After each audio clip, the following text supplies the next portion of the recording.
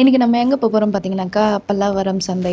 பாருங்க, ஒரே ஒரு போஸ்ட் கொடுத்து நான் அவ்வளோ நேரம் கெஞ்சுறேங்க. ரெயின் ட்ராப் பேங்கிள்லாம் வந்து பாத்தீங்கன்னாக்கா 100 ருபீஸ். நீங்க எவ்வளோக்கு எவ்வளோ பேசுறீங்களோ அவ்வளோக்கு அவ்வளோ உங்களுக்கு கம்மி பண்ணி கொடுப்பாங்க.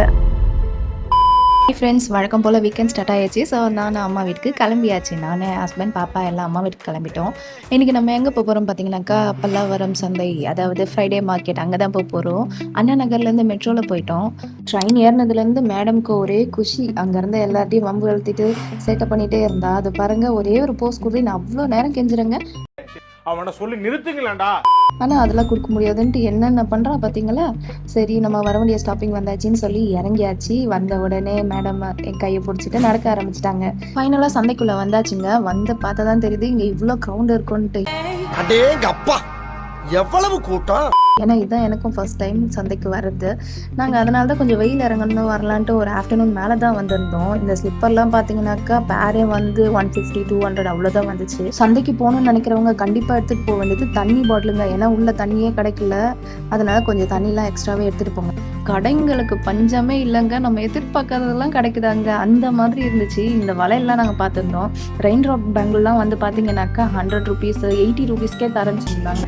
நீங்கள் பல்லாவரம் சந்தை அந்த மாதிரி போகிற ஆளாக இருந்தாக்கா எதனா உங்களுக்கு வாங்கணும் அப்படின்னாக்கா உங்கள் வீட்டில் நல்ல வாயாடியாக யார் இருக்காங்க பாருங்கள், அவங்கள கூட்டிகிட்டு போங்க. இங்கே வந்து பார்கெயின் பண்ணுறது தாங்க மேட்ரு.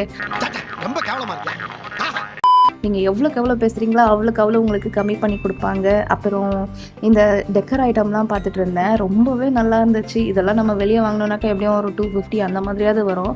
இங்கெல்லாம் வந்து ஒரு 150 அந்த மாதிரினாலே ஓகேன்னு கொடுத்தாங்க. எனக்கு ஃபைனல் பண்ணி எனக்கு 120க்கு கொடுத்தாங்க. ஸோ அதெல்லாம் வாங்கிட்டு அப்புறம் இந்த சின்ன சின்ன பாப்பாக்கு தேவையான கிளிப், ஏன்னா அந்த மாதிரி தான் எதை பார்த்தாலும் பாப்பாக்கு அது நல்லா இருக்குமா இது நல்லா இருக்குமா இதை யோசிக்கிறதா வேலையாகவே போச்சு. இப்போ அதே மாதிரி இந்த குக்கிங்க்கு தேவையான எல்லா ஐட்டமும் இருந்தது. இதெல்லாம் பேக்கே பார்த்தீங்கன்னாக்கா 20 ருபீஸ் தாங்க. இதை நம்ம நார்மலாக இங்கே வாங்கினோன்னாக்கா ஒன்று கண்டிப்பாக ஒரு 50க்கு மேலே தான் இருக்கும். அவ்வளோ ரேட் கம்மியாக இருந்தது. பேக்கெட்டே 20 தான் சொல்லியிருந்தாங்க. சரி, அதெல்லாம் கொஞ்சம் வாங்கிட்டு அப்புறம் இந்த கடாய், கரண்டி, கத்தி, அந்த மாதிரி ஐட்டம்ஸ்லாம் கொஞ்சம் பார்த்துட்டு அப்புறம் ஃபைனலாக பார்த்தீங்கன்னாக்கா ட்ரெஸ் ஐட்டம்லாம் பார்த்துட்டு இருந்தோம். இதெல்லாம் வந்து 350. அப்படியே சந்தையை ஃபுல்லாக ஒரு ரவுண்ட் அடிச்சுட்டு கிளம்பிட்டோம். பாய் பாய், அடுத்த வீடியோவில் பார்க்கலாம்.